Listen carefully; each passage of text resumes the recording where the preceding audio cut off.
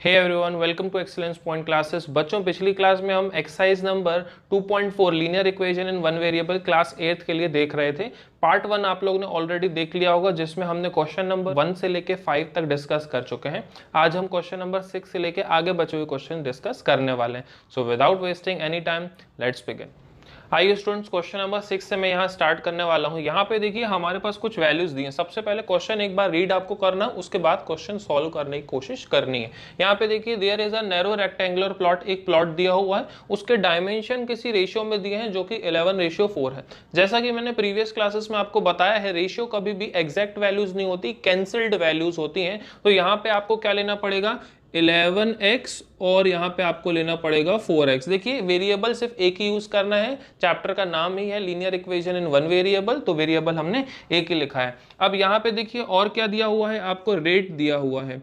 Rate कितना है, ₹100 पर मीटर स्क्वायर नहीं है, यहाँ पे पर मीटर है। और क्या दिया हुआ है यहाँ पे हमारे पास कॉस्ट दी गई है 75,000 रुपीज। अब दो फॉर्मूले आपके पास याद रखिएगा। यहाँ पे रेट का जो फॉर्मूला हो जाएगा, यहाँ पे रेट इनटू एरिया करेंगे तो हमारे पास कॉस्ट आएगा, और रेट इनटू पेरीमीटर करेंगे तो भी हमारे पास कॉस्ट आएगा। बट यहाँ पे पर मीटर की बात की है तो सीधी सी बात है पेरीमीटर की बात चल रही होगी। और यहाँ पे एक वर्ड और यूज किया हुआ है, फेंस। इसका मतलब भी फेंसिंग, मतलब आउटर बाउंड्री में जब भी हम करते हैं तो उसको हम फेंसिंग बोलते हैं। तो यहाँ पे rate into perimeter is equal to यहाँ पे हो जाएगा कॉस्ट। तो अब हमको पेरीमीटर फाइंड आउट करना है, तो perimeter P is equal to cost divided by rate, ये हमारे पास फॉर्मूला हो जाएगा। अब कॉस्ट आपको दी हुई है 75,000 डिवाइडेड बाय रेट आपके पास 100 है, तो जब आप काट लेंगे तो पेरीमीटर आएगा आपके पास 750 मीटर। और ये पहला पार्ट हमने फिनिश किया है। अब इसके बाद आपको क्या करना है, रेक्टेंगुलर प्लॉट है तो रेक्टेंगल का पेरीमीटर क्या होता है, 2 इंटू लेंथ प्लस ब्रेथ। अब आप वैल्यूज रख दीजिए, 2 इंटू लेंथ आपके पास कितनी है यहाँ पे 11x, और ब्रेथ आपके पास कितनी है यहाँ पे 4x। तो आपके पास कितना हो जाएगा, 2 इंटू 11 प्लस 4 कितना हो जाएगा 15x, और कुल मिला के आपके पास हो जाएगा यहाँ पे 30x। अब ये भी पेरीमीटर को रिप्रेजेंट कर रहा है और ये भी पेरीमीटर को रिप्रेजेंट कर रहा है, तो दोनों क्या होने चाहिए, इक्वल होने चाहिए। तो हम लिख सकते हैं 750 इज इक्वल टू 30x। तो x की वैल्यू कितनी हो जाएगी, 750 divide by 30 is equal to यहाँ हो जाएगा x। 0 से 0 कैंसिल, 3 1 जा 3 एंड 3 25 टाइम्स में कैंसिल हो जाएगा। तो हमारे पास x कितना आ गया है, 25 आ गया है। अब क्या हमको निकालना है, हमको यहाँ पे डायमेंशंस की बात की गई है, तो लेंथ कितनी हो जाएगी, लेंथ यहाँ पे है 11x, मतलब 11 इंटू 25। 11 इंटू 25 कितना हो जाएगा यहाँ पे 5 7 एंड 2, तो 275 मीटर हो जाएगा। और बात करते हैं ब्रेथ की, तो ब्रेथ कितना हो जाएगा यहाँ पे 4x, मतलब 4 इंटू 25, तो टोटल हो गया यहाँ पे 100 मीटर। और ये हमारे पास डायमेंशंस आ गए हैं। अब चलते हैं नेक्स्ट क्वेश्चन की तरफ। आइए बच्चों, क्वेश्चन नंबर 7 समझते हैं। यहाँ पे आपको दिखा है Hasan buys 2 kinds of cloth material. दो प्रकार के क्लॉथ मटेरियल यहाँ पे लिए गए। किसके लिए, स्कूल यूनिफॉर्म के लिए। पहला है शर्ट बनाने के लिए, मतलब शर्ट मटेरियल, और दूसरा ट्राउजर मटेरियल है। यहाँ पे दोनों का रेट स्पेसिफाई किया गया है। शर्ट मटेरियल का यहाँ पे है 50 रुपये पर मीटर, वैसे ही ट्राउजर मटेरियल का है 90 रुपये, यानी कि 90 रुपीज पर मीटर। दो चीजें दी गई हैं। अब अगला बोला हुआ है for every 3 metre of shirt material, जितनी बार वो 3-3 मीटर शर्ट मटेरियल लेगा उतनी बार उसको 2-2 मटेरियल ट्राउजर के भी लेने पड़ेंगे यहाँ पे। तो यहाँ पे आप समझिए एक फ्लो चार्ट बना हुआ है कि कैसे कैसे प्रोसेसिंग हो रही है। यहाँ पे शर्ट मटेरियल अलग दिख रहा होगा आपको, ट्राउजर मटेरियल दोनों अलग अलग दिखाई दे रहे होंगे। कंसेप्ट के आगे बढ़ते हैं यहाँ पे। तो यहाँ पे बोलने वाली बात यह है कि हमेशा ये रेशियो 3:2 के फॉर्म को मेंटेन करेंगे, मतलब 3:2 के फॉर्म में ये होंगे, 3x और 2x यहाँ पे लेके चलेंगे, क्योंकि x हमको नहीं पता कि कितने मीटर उसने लिया है, और एट लास्ट वही तो हमको फाइंड आउट करना है। अब क्या दिखा है, यहाँ पे 12% प्रॉफिट हुआ है। किसमें हुआ होगा?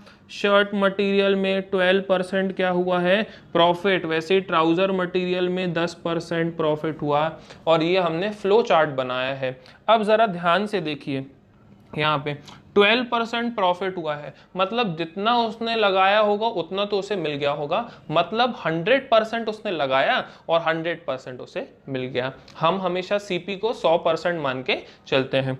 12% का प्रॉफिट और हो गया, तो अब उसके पास टोटल कितना हुआ? टोटल उसके पास अब हो गया है 112%। अच्छा, तो यहाँ पे समझते हैं हम क्या हुआ उसके पास। टोटल 100 तो उसे मिला ही मिला, 12% और मिल गया। परसेंट की बात कर रहे हैं तो मतलब अपॉन 100 यहाँ पे आएगा, इनटू 1 मीटर की कॉस्ट यहाँ पे कितनी है?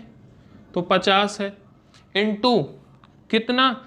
3x उसने लिखा, मतलब 3x उसने जो लिया था उसकी बात यहाँ पे कर रहे हैं। सिमिलरली यहाँ पे अगर मैं बोलूँ कि ट्राउजर मटेरियल में भी उसको 100% जितना उसने इन्वेस्ट किया था वो तो उसे मिल गया, इसके अलावा क्या मिला उसको? 10% प्रॉफिट। यहां तक आपको समझ में आ गया होगा। एक की कॉस्ट कितनी? तो 90 रुपीज, और कितना उसने लिया? तो 2x लिखा। और यहाँ पे टोटल उसकी इनकम कितनी हुई है? तो 36600। अब यहाँ पे इसको सॉल्व करेंगे तो ये हो जाएगा 112 अपॉन 100 इंटू यहाँ पे ये हो जाएगा 150x। सिमिलरली यहाँ पे देखें तो ये हो गया 110 upon 100 into 180x is equal to यहाँ पे हो गया 36600। यहाँ तक आपको समझ में आ गया होगा। सिंगल जीरो से सिंगल जीरो कैंसिल, यहाँ पे 5 से काटिए, 5 2 जा एंड 5 3 जा, यहाँ पे 2 1 जा एंड 2 इंटू 56। यहाँ पे करा लेते हैं, 6 3 जा हो गया हमारे पास 18 का 8 1 कैरी, 5 3 जा 15 प्लस 1 16, मतलब 168x यहाँ पे बचा। सिमिलरली यहाँ पे 100 है तो 2 जीरो कटे और यहाँ पे भी 2 जीरो कट गए। 18 इंटू 11 करके चलते हैं तो कितना हो गया? 198 of x is equal to 36600। यहाँ पे इतना आ गया। इन दोनों को ऐड कराइए तो देखिए कितना हो गया? 366 ऑफ x आ रहा है आप सबके पास। यहाँ पे कितना आ गया? 36600। तो x कितना हो जाएगा हमारे पास?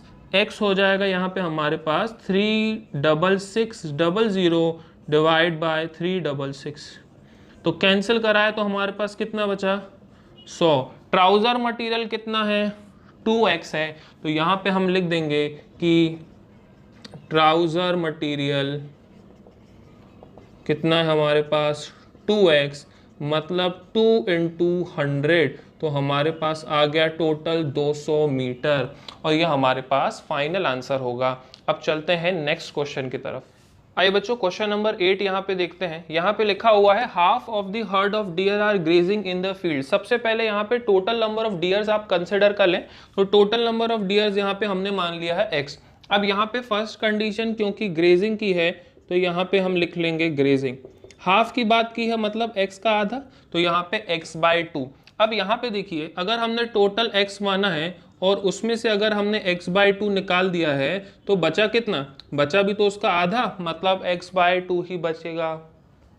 अब यहाँ बोला हुआ है 3/4 of the remaining are playing, तो यहाँ पे हम नेक्स्ट लिख लेते हैं प्लेइंग। कितने? 3/4 ऑफ द रिमेनिंग, तो रिमेनिंग कितने बचे? x/2, 3 इंटू एक्स, यहाँ पे 3x, और 4 2 जा कितना हो गया यहाँ पे? 8। आगे देखिए the rest 9 are drinking water, तो ड्रिंकिंग वाले कितने हो गए? बचे 9, और ये तीनों मिला के टोटल को ही तो रिप्रेजेंट करेंगे, तो टोटल कितना हो गया यहाँ पे? x। तो मतलब यहाँ पे x/2 प्लस 3x/8 प्लस 9 कुल मिला के क्या हो जाएगा? x हो जाएगा। x वाली टर्म्स दूसरी साइड लेके जाइए, क्या हो जाएगा? 9 is equal to x, plus x/2 है minus x/2 and minus 3x upon 8।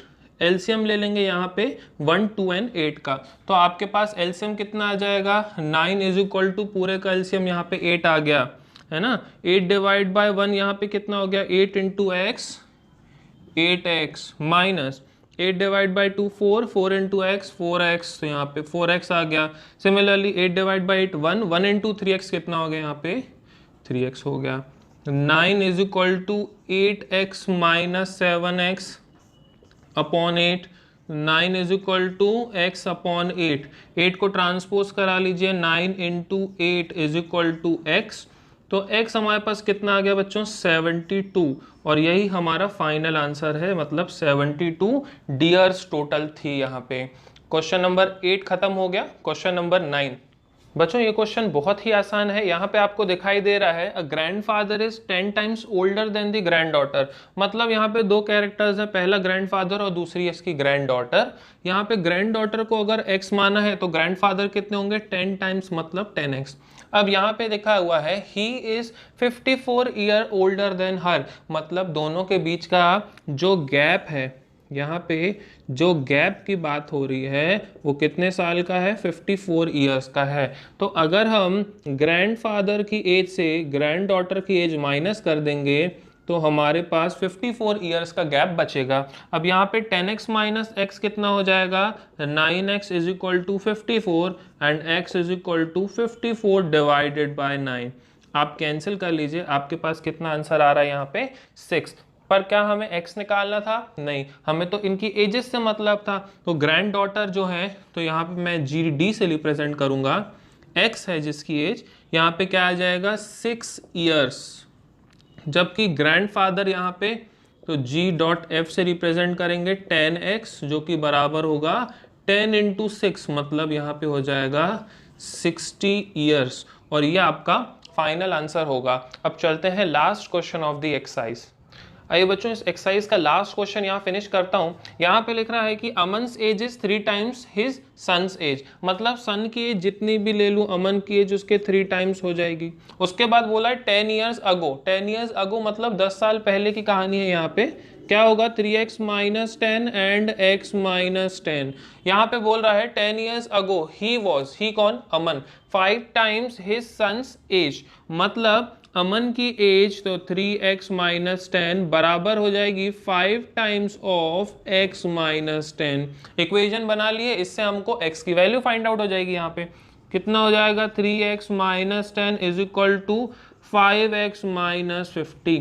Side change करा लीजिए आप, तो ये हो जाएगा 3x minus 5x is equal to minus 50 and plus 10। तो यहाँ पे आपके पास हो जाएगा minus of 2x is equal to minus 40, minus से माइनस कैंसिल हो जाएगा, x is equal to 40 divided by 2, cancel करेंगे आपके पास 20 ईयर्स आ जाएगा। तो यहाँ पे अमन की एज कितनी हो जाएगी अब, तो अमन्स एज यहाँ पे हो जाएगी 3x, मतलब 3 इंटू 20, तो यहाँ पे 60 ईयर्स हो जाएगी, और ये एक्सरसाइज यहाँ पे फिनिश होती है। बच्चों आई होप सो आज का लेक्चर आपको पसंद आया होगा। अगर चैनल पे नए हैं तो सब्सक्राइब करें और बेल आइकन प्रेस करें ताकि एक भी नोटिफिकेशन आपसे छूटे ना। मैं मिलता हूँ अगली इंटरेस्टिंग वीडियो में। Thank you and have a nice day.